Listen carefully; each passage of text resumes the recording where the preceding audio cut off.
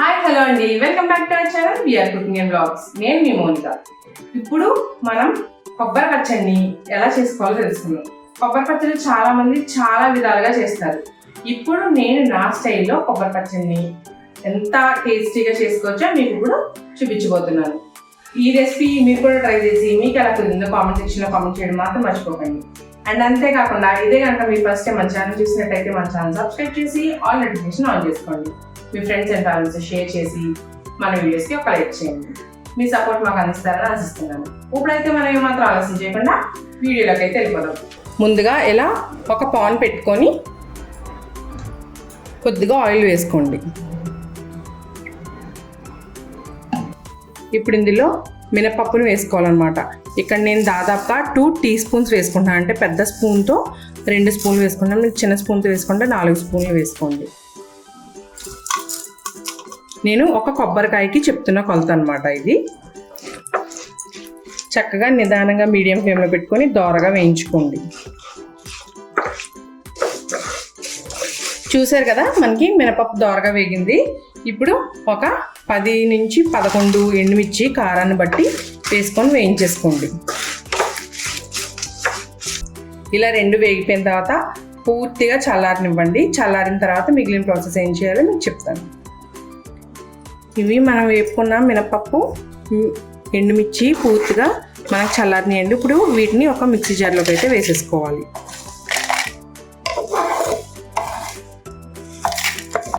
ఇలా వేసుకున్న తర్వాత ఇందులో రుచికి తగ్గట్టుగా ఉప్పు, 1/2 టీ స్పూన్ జీలకర్ర,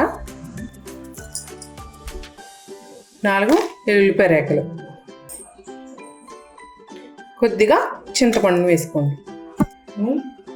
వీటన్నిటిని ముందుగా మిక్సీ చేసుకోవాలన్నమాట.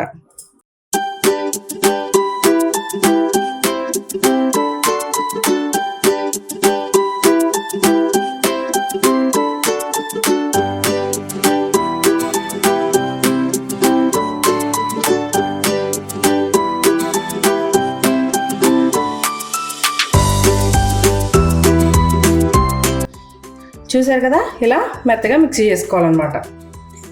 ఇలా ఈ సైడ్స్ అంతా క్లియర్ చేసేసుకోవాలి.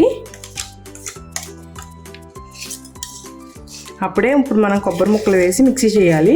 అప్పుడు మనకి ఏంటంటే ఈ బ్యాటర్ అంతా కూడా మనకి కొబ్బరి ముక్కలతో బాగా మిక్స్ అవుతుంది. ఇలా తీసుకున్న తర్వాత మనం ముందుగా కట్ చేసి పెట్టుకున్న కొబ్బరి ముక్కలు, నేను ఒక ఫుల్ కొబ్బరికాయనైతే తీసుకున్నానండి. చూసారు కదా, ఇలా గ్రైండ్ చేసుకోవాలన్నమాట. దీన్ని ఇప్పుడు ఒక బౌల్లోకి తీసేసుకుందాం.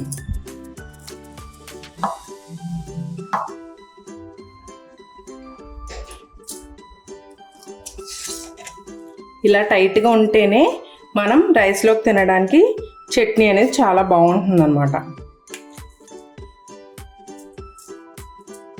వాటర్ వేసి రుబ్బకూడదండి. ఇప్పుడు ఇందులో మనం ముందుగా కట్ చేసి పెట్టుకున్న ఆనియన్ పీసెస్ని అయితే వేసుకోవాలి. చాలా మంచి ఫ్లేవర్ వస్తుంది.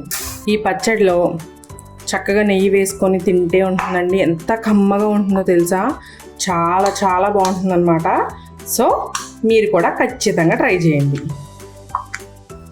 వాటర్ అసలు వేసి రుబ్బకూడదండి, అది మాత్రం బాగా గుర్తుపెట్టుకోండి. అస్సలు వాటర్ వేసి మనం ఈ చట్నీని రుబ్బకూడదు.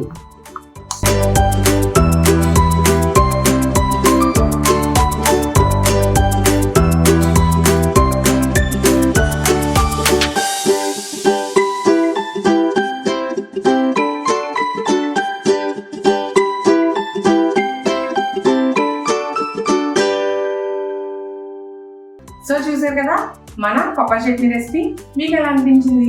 మీకు కూడా నచ్చిందా? నచ్చితే మీరు కూడా ట్రై చేసి కామెంట్ సెక్షన్లో కామెంట్ చేయండి. నేనైతే టేస్ట్ ఎలా ఉందో ఇప్పుడైతే మీకు చెప్పేస్తాను.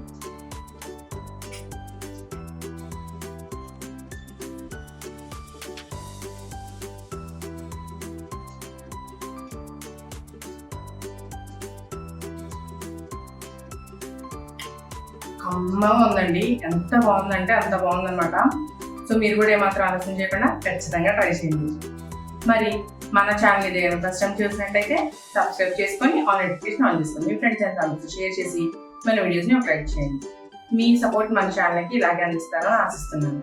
సో మరో మంచి వీడియోతో మళ్ళీ కలుద్దాం.